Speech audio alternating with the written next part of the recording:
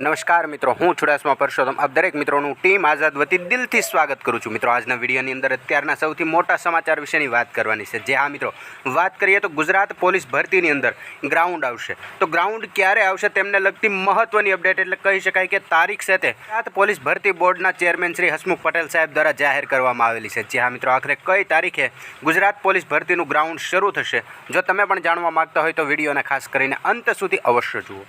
સૌ પ્રથમ મહત્વની એક અપડેટ જોઈએ તો આઈપીએસ હસમુખ પટેલ સાહેબ દ્વારા અપડેટ આજે જ એટલે કે 15 સપ્ટેમ્બર 2:28 આપવામાં આવેલી છે કે પીએસઆઈ તથા લોકરક્ષક ભરતીમાં શારીરિક કસોટીના ગુણ ન હોય, તેથી ઉમેદવારો તેની તૈયારીમાં પાસ થવા પૂરતો સમય ફાળવે, બાકીના સમયનો ઉપયોગ છે તે લેખિત પરીક્ષાની તૈયારીમાં કરે। જે હા મિત્રો, તમને સાંભળ્યું જ હશે કે આ વખતે પીએસઆઈની ભરતી કે લોકરક્ષક મતલબ કે પોલીસ ભરતીની અંદર શારીરિક કસોટી છે તે માત્ર 25 મિનિટની અંદર 5 કિલોમીટર ભાઈઓમાં પૂરું કરવાનું છે।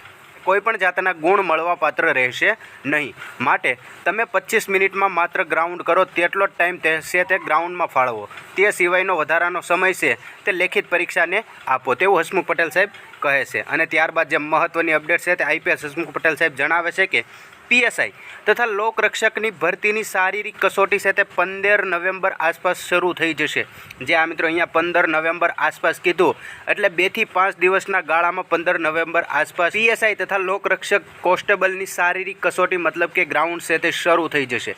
તે પછી ઝડપથી લેખિત પરીક્ષા લેવામાં આવશે અને ઉમેદવારો તૈયારીમાં લાગી જાય। તૈયારી વિના શારીરિક કસોટી આપવી ઉચિત નથી। જે આ મિત્રો, દરેક ઉમેદવાર મિત્ર જાણે છે કે પુરુષ વિભાગની અંદર 5 કિલોમીટર 25 મિનિટમાં કમ્પ્લીટ કરવાનું હોય છે।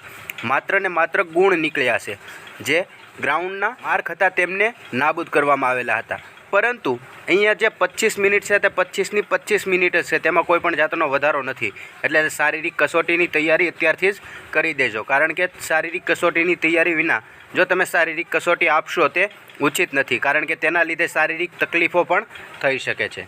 આવી રીતે મહત્ત્વની અપડેટ કહી શકાય તે આઈપીએસ હસમુખ પટેલ સાહેબ દ્વારા આપવામાં આવેલી છે। તદુપરાંત આગળ એક મહત્ત્વની અપડેટ જણાવેલી હતી કે લોકરક્ષક તથા પીએસઆઈ ભરતીમાં જે ફોર્મ રદ થવા અંગે ઉમેદવારો ચિંતા કરી જે વારંવાર પૂછાપૂછ કરે છે, તેમના બદલે તે અભ્યાસ ઉપર ધ્યાન આપે, લેખિત ઉપર ધ્યાન આપે, કારણ કે કોઈને તકલીફ ન થાય તેવી કાળજી લેવામાં આવશે, એવી માહિતી હસમુખ પટેલ સાહેબ દ્વારા આપવામાં આવશે। અને તેને લગતી તદ્દન જે નવી માહિતીઓ હશે, સૂચનાવાર માહિતી બધી વેબસાઇટ ઉપર મૂકી દેવામાં આવશે।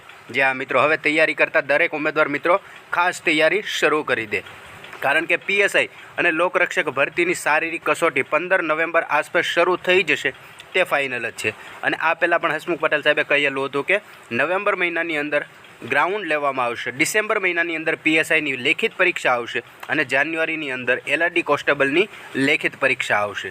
એટલે જ અહીંયા હસમુખ પટેલ સાહેબ દ્વારા 15 નવેમ્બરની તારીખ આપી દેવામાં આવેલી છે। આ આસપાસ ગ્રાઉન્ડ છે જે ફિઝિકલ છે તે શરૂ કરી દેવામાં આવશે।